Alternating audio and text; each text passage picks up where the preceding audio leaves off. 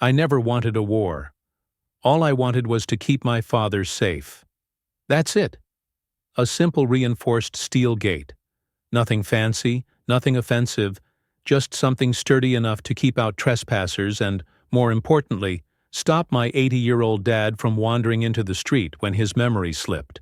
But in this neighborhood, under the watchful, tyrannical eye of one Sylvia Whitmore, even the smallest act of independence was an unforgivable offense.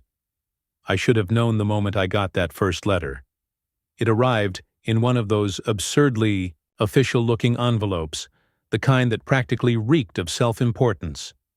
Thick paper, embossed HOA logo, and inside a neatly typed patronizing notice. Violation. Notice.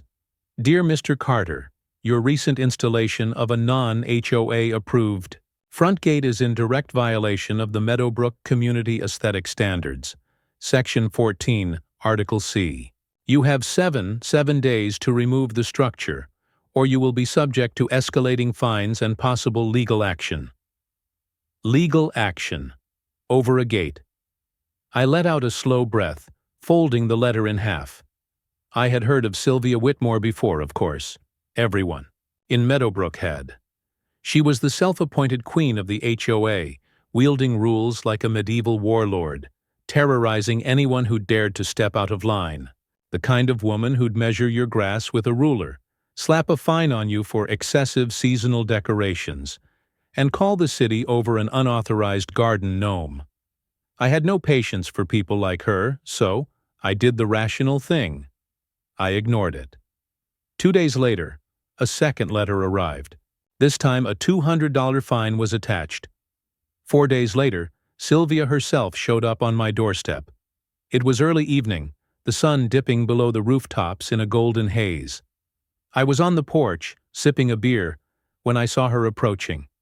Stiff posture, clipboard clutched like a weapon, lips pressed into a thin line of disapproval. She had the aura of a middle school principal about to hand down a suspension. "Good evening, Mr. Carter," she said with a too-sweet smile that made my skin crawl. "I assume you've received my notices?" I took a sip of my beer. "I have. And yet, I see the gate is still standing." "That's right." Sylvia's eyes narrowed slightly, and for a brief moment I caught a glimpse of the control freak lurking beneath the forced politeness. "I'm afraid you're in clear violation of HOA regulations," she continued. "You must remove it." "I have a city permit," I said evenly. "The gate stays." Sylvia's nostrils flared.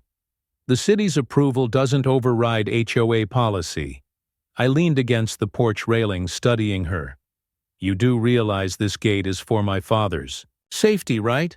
A flicker of something crossed her face. Annoyance, maybe. Not sympathy. Never sympathy. "I understand your concerns, but rules are rules, Mr. Carter."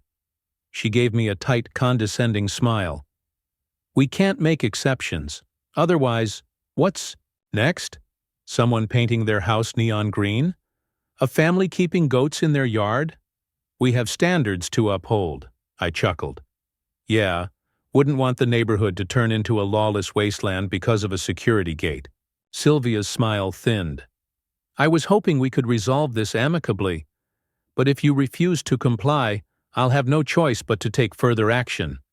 She turned sharply on her heel and marched away, heels clicking against the pavement. Should have been worried, maybe even nervous. But mostly, I was amused. I'd dealt with bureaucratic bullies before. They relied on fear, on people backing down the second they threatened fines or legal action. I wasn't about to play along. I figured that was the end of it. I was wrong. 2 days later, the fines started stacking up.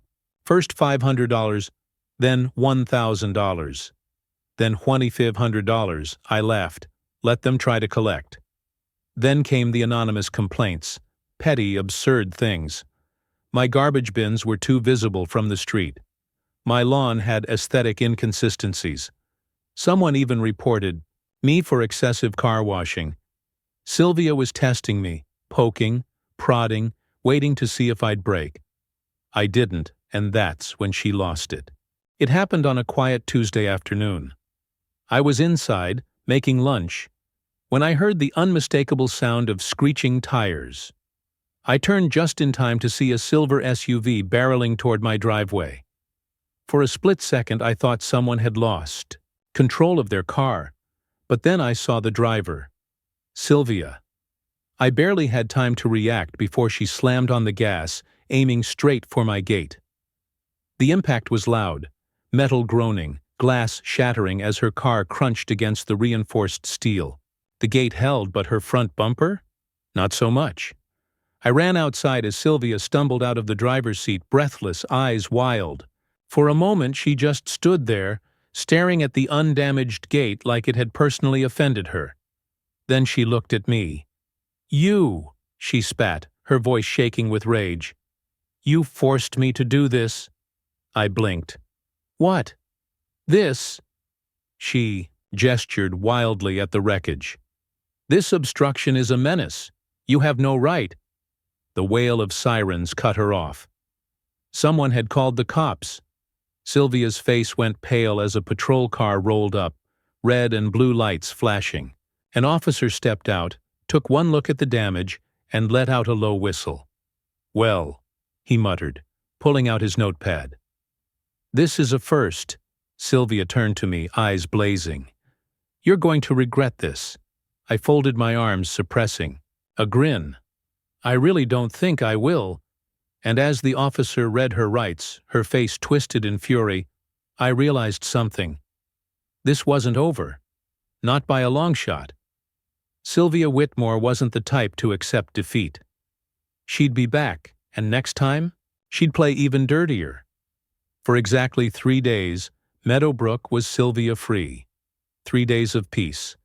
3 days of no fines, no threats, no absurd violations showing up in my mailbox like junk mail from hell. And then, right on schedule, the war resumed. It started with a letter. Notice of permit revocation. Dear Mr. Carter, upon further review, the city has determined that your gate violates municipal safety codes. Effective immediately, your permit is revoked, and you are required to remove the structure within 10 days to avoid legal action. I stared at the letter, barely able to process the sheer absurdity of it. I had a city permit. It had been approved. And now, suddenly, it wasn't. It didn't take a genius to figure out who was behind it. Sylvia Whitmore had lost her battle with the HOA rules, so she went over my head, to the city. I had no proof, but I didn't need it. This had her smug, controlling fingerprints all over it. I slammed the letter on the table and grabbed my phone. "City Permits Office," a bored voice answered. "Yeah, I need to speak to someone about a permit being revoked. The Carter residence, Meadowbrook." A brief pause. "Oh, that one. Fantastic.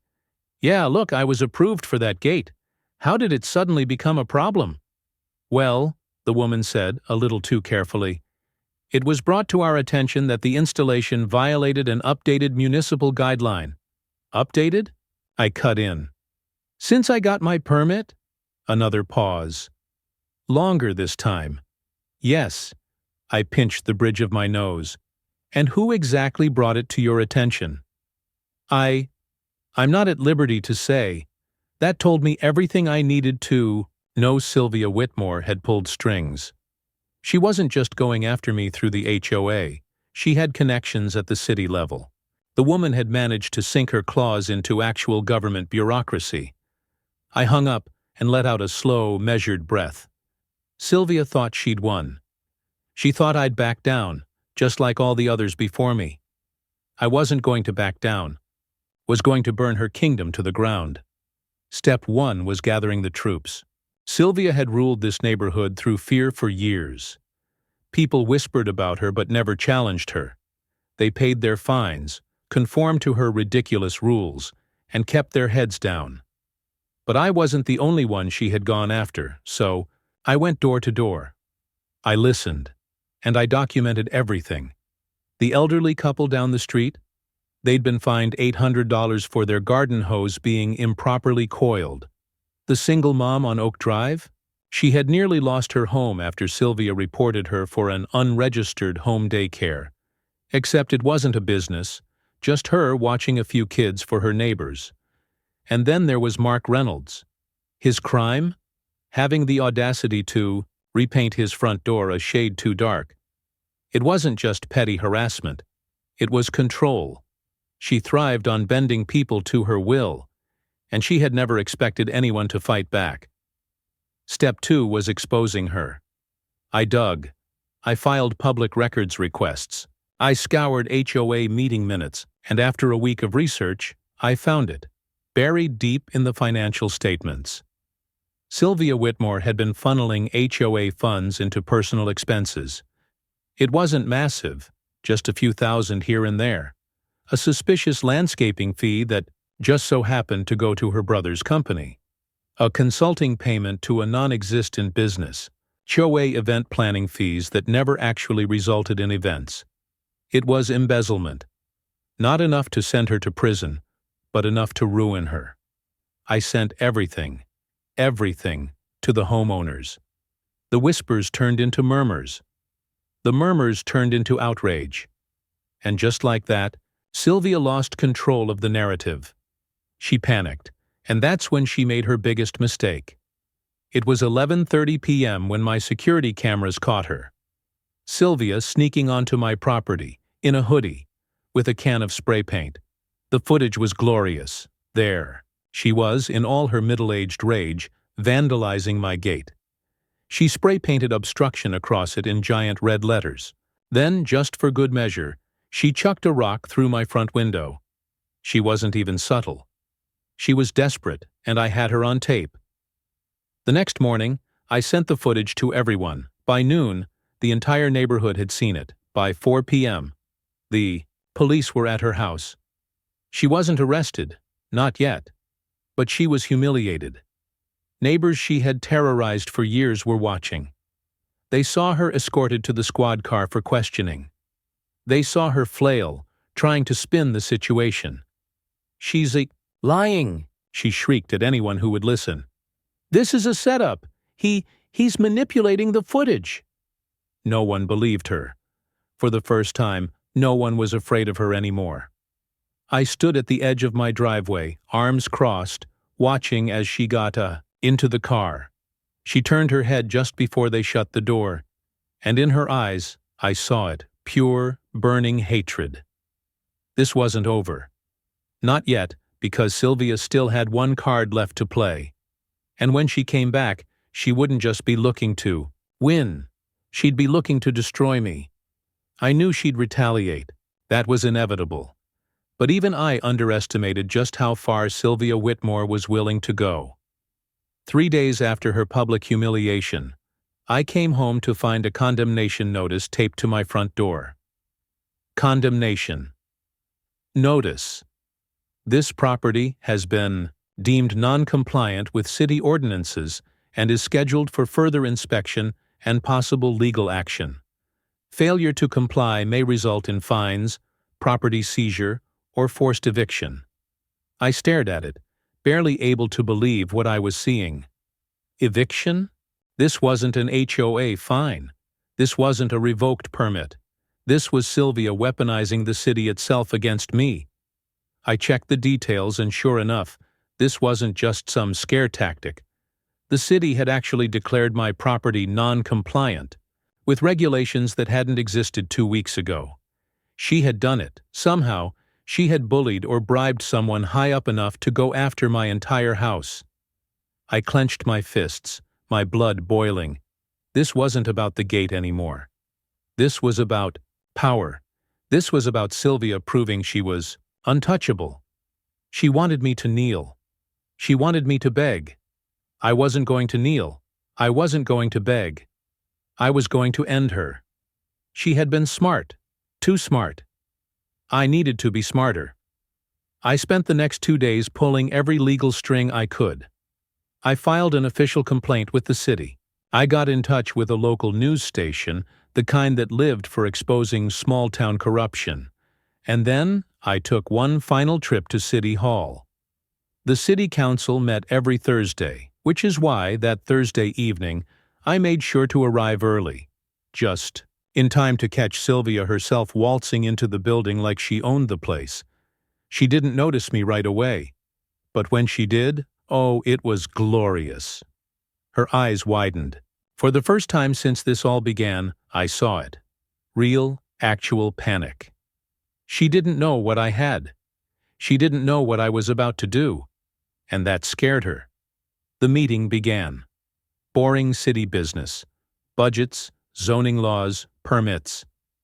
And then, public grievances. My hand was the first one up. I stood, cleared my throat, and then loud and clear in front of the entire room, I laid it all out, the bogus violations, the harassment, the threats, and finally, the fraud. The room went silent. Sylvia shifted. In her seat, face flushed. But before she could interrupt, I pulled out my final piece of evidence, a recording, a phone call between Sylvia and a city official. She had made a mistake. She had been too cocky. In that recording, she flat out admitted to pushing for the new ordinances specifically to target me. I played the whole thing. The moment it ended, chaos erupted. City officials murmured in shock. People in the audience gasped. One of the council members rubbed his temples like he was already regretting ever knowing Sylvia Whitmore. And Sylvia, for the first time, she had nothing to say. She sat there frozen, as the council members exchanged pointed looks. The mayor leaned forward, cleared his throat. "This is a serious accusation." He turned to Sylvia. "Mrs. Whitmore, do you have a response?" She opened her mouth, closed it. And then, she snapped. "This is a conspiracy," she shrieked, bolting to her feet. "He's manipulating all of you. He's lying. That recording is fake." No one believed her. Not anymore. I let the silence drag out. Let her wither in it. Then, calmly, I leaned in. "So, Sylvia," I said, "you still think you're untouchable?" For the first time in her entire life, I saw the truth sink in. She wasn't. The mayor turned to the city attorney. "I want a full investigation into Mrs. Whitmore's actions. And as for the condemnation on Mr. Carter's property," he sighed, shaking his head, "consider it null and void," Sylvia sputtered. You can't just—" "We can," the mayor said. "And we will." And just like that, she lost everything. By the next morning, Sylvia Whitmore was removed from the HOA board. By the end of the week, she was facing formal charges for her financial misdeeds. And by the end of the month, she was gone. Her house, sold. Her influence, dead. The reign of Sylvia Whitmore was over. The first morning after she left, I stood on my porch, sipping my coffee, staring at my perfectly legal steel gate. It was still there. It had survived. Just like me. Across the street, Mark Reynolds waved. "Gate's looking good," I smirked.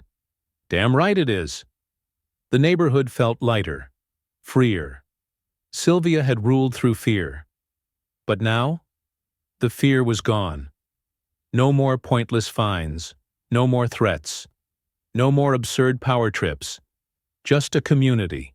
One that had learned a valuable lesson. That lesson: never let a petty dictator take power. And if they do, take it back. I finished my coffee, took one last look at my gate, then, with a satisfied sigh, I headed inside and slammed it shut.